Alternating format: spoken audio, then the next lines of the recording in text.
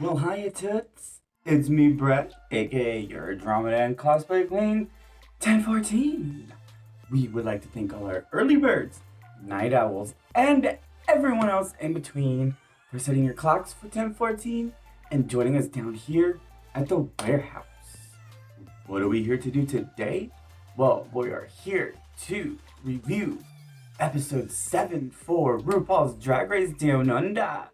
Now, this is going to be a short review because, just as Alyssa Edwards would say, rigged. Rigoboris, girl. Rigoboris. Rigged. Rigoboris, girl. It was Rigoboris, girl. Who's Morris? That's how I'm feeling about this episode, and that's how I am feeling now about this season in general.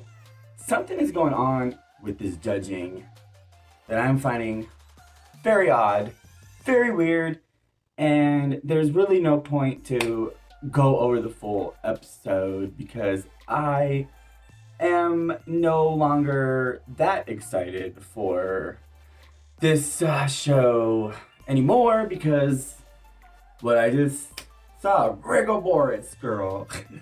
You mean Rigoboris. Anyways, so yeah, we're gonna keep this short. So we're just gonna point out some little highlights here and there. What I thought was funny, Maxie wrote on her on her message, on her mirror message saying, I had to get up on a stool to write this message. Like, I thought that was really cute.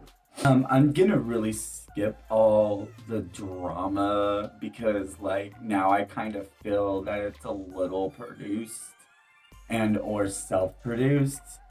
So there's really nothing to discuss there with the drama because it's pretty much all the same, just jabbing each other and their ranks in the competition.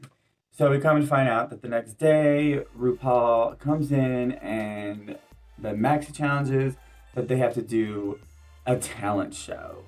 So when everybody was getting ready for their talents, did the Ru walk through. Nothing surprising here or there other than Ru wasn't really impressed with a lot of the talents and was trying to like hook, line, and sinker some of the girls saying, hey, maybe change it up or maybe like do it in this way, i.e. Karen, be sexy. So like I didn't find anything else detrimental other than the segment that we got about Art Simone while they were getting ready for the talent show and how she was discussing with the other girls that I guess one time in Christmas, not that long ago, I guess some queer folk, the LGBT community, drag queens, trans, etc. She just keeps being brought up, girl. But I guess a bunch of them went out to do caroling and I believe replaced a lot of the original carolers or something on the lines of that. And there was a lot of hatred towards these people and there was a lot of physical and emotional words, fists being thrown at them. So I want to say thank you for bringing that to light and showing that people need to come over their ignorance or do study or something like that. I keep looking at myself and I'm giving you Sinead O'Connor realness with this hair, girl. Like, honestly, it was too hot to rewash my hair to just like spike it up for a little bit. So I'm sorry, everybody. Anyways, after that, we get to the runway. RuPaul looks pretty good. I'm surprised Michelle didn't say anything about her wearing green. Then we get to the talent shows. And I forgot to mention that since Akita Mead won the Max Challenge last week, she got to pick the lineup for the talent show. So coming to the talent show, we get Karen coming up first, coming out, following RuPaul's advice to be sexy. Now, I don't find that sexy putting bondage stuff over a bodysuit. No, like, she looked like sexy for Karen, I guess. But like, again, when it came to her performance, there was nothing there. She did one trick. What? Our Simone came up next, who was a queen who ignored Rue's advice during the Rue walkthrough and did shoving things in her mouth like food, which RuPaul said, I hate when people do that. I thought it was funny. She made it entertaining while she looked good, so she kind of made it a little comedic, which was a smart route. Then we get next, who is Ketamine, who did a quick costume change, magic style, like that couple did on America's Got Talent, which I found so cool. So when she mentioned she was gonna do that, I was all like, ooh. But Michelle was right in the critiques when she was all like, the outfits were just a little bit too simple, blah, blah, blah. But again, you know what? It does take a lot of time to make a lot of outfits to do in that way. I'm not sure if a certain material needs to be used. It did take her a long time to get to her first illusion of changing a dress. So then we get Scarlett, who did pole dancing work, and that was some work. She did a lot. Like, my mouth was dropped like the whole time when I was watching. I was like, wow. I was like super not impressed by that damn tuck because she was practically naked. I'm like, where the hell is she tucking that shit?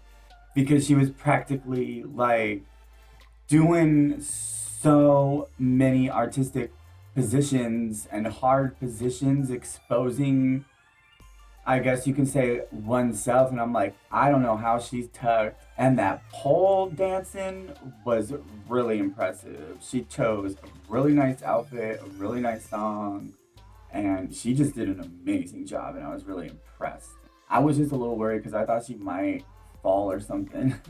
Then we get Elektra closing out the show, and despite the wig and not having no heels on, like some of the judges pointed out, modern dance is very hard to do.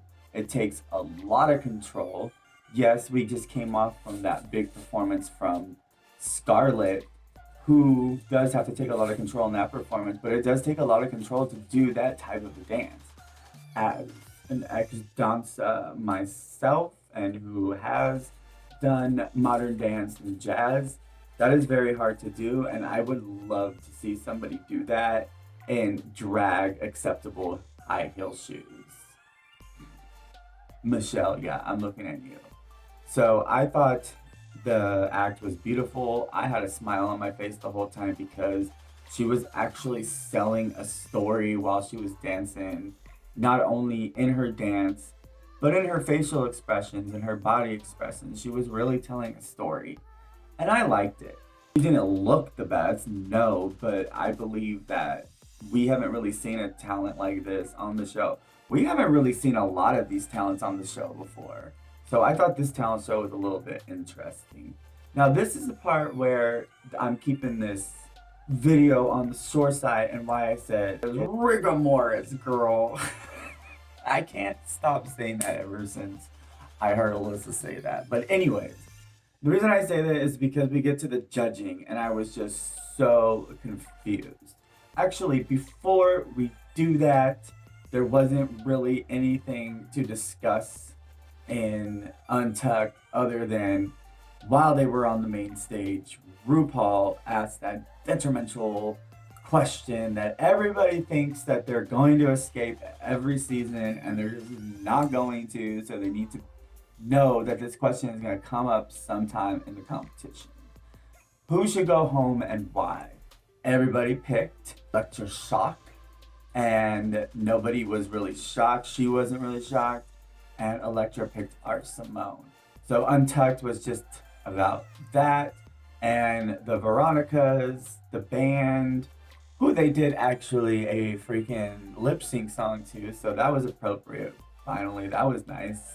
But they were like trying to come down on the emotion of that question that RuPaul asked, and then the Veronicas came up and they're like, oh my gosh, you guys look so fabulous. So who's in the bottom and top? So that was really funny. I think that was on purpose because they knew that the girls were going to be at a high level and high emotion from that question that RuPaul asked.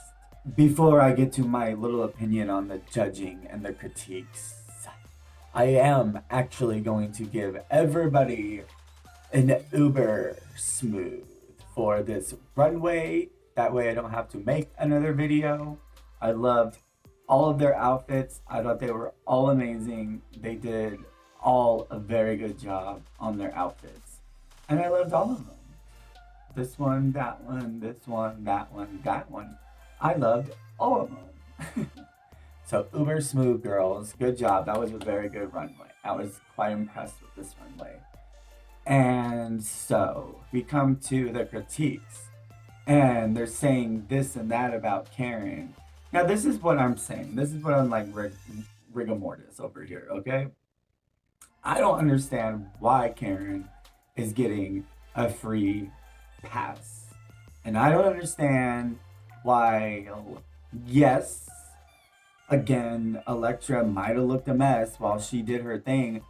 I don't think her talent was or went bad as some of the others. So with due respect, I think she should have been in the bottom 3, yes.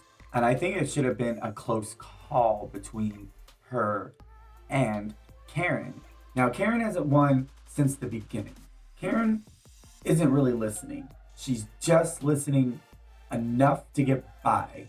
Elektra has proven this whole season that she has listened in a very noticeable way. And I'm very confused why Karen keeps getting a free pass. Honestly, I think she should have been in the bottom way more times than she has. I'm not discrediting any of her work. I'm just saying, based on these challenges and runways and everything else, I feel like Karen is getting a free pass, and I just don't know why. So therefore, I think it should have really came down to Kita and Karen lip syncing, and I believe Kita would have taken out Karen, and Elektra would have been in the top 4. But I don't think she would have a winning chance. But I don't really think Karen has a winning chance either. So I don't understand why they picked Karen to go in the top 4 over Elektra. Just because, like I said, over the 2, Elektra has noticeably shown more growth in what she has brought to the competition. Anyways, I'm done talking about it because I don't really want to watch it anymore. But I'm going to, obviously, because next week is the finale for Down Under, which I'm kind of a little excited. I'm thinking that next season, if they get picked up for next season, I think they should to redeem this season, just like they've redeemed All Stars 1. However, I want Australian judges. I don't really care for... I'm not trying to be hateful or be mean towards Rupaul or Michelle Visage. I just think it's not fitting, and there was a lot of favoritism shown. Yes, there's a lot of favoritism shown in the past, but this was way more favoritism. Just like Art Simone's in the top 4. Now, why did she even come back? There was literally no explanation to why she came back. So that's why I'm like, I don't understand this season. It's weird. And that's why I'm keeping this video short. What do y'all think? What did you think of this episode? What did you think of this season so far? What did you think of anybody agree or disagree with me? It doesn't matter if you disagree with me. Let me know in the comments below. Anyways, so at the end of the day, they had to lip sync to the Veronica's Hush. And I think Elektra did a lot more than Kita Mean in the performance. To be honest with you, I do feel like she did give the song. I do feel Kita Mean did a good job. However, just like Drag Volcano on España, the platforms limited her from doing more things that she could have. While Elektra over here, to me, at least that's what they were portraying to the audience, that she was embracing the song, and I don't think she overdanced the song. The splits could have been maybe cut out, but the dancing was in relations to the song, and I wasn't mad at it. And I do feel like Electra did a little bit more than Kita, but I understand maybe track records came into place here with Rue's decision. I'm not sure what Rue's decision has been this whole season while she's been in Australia down under. I think it's messed with her mind a little bit, and Michelle's actually. Michelle just did not look happy or was not having it this episode. Anyways, enough of me blabbering and keeping this video longer than it should be.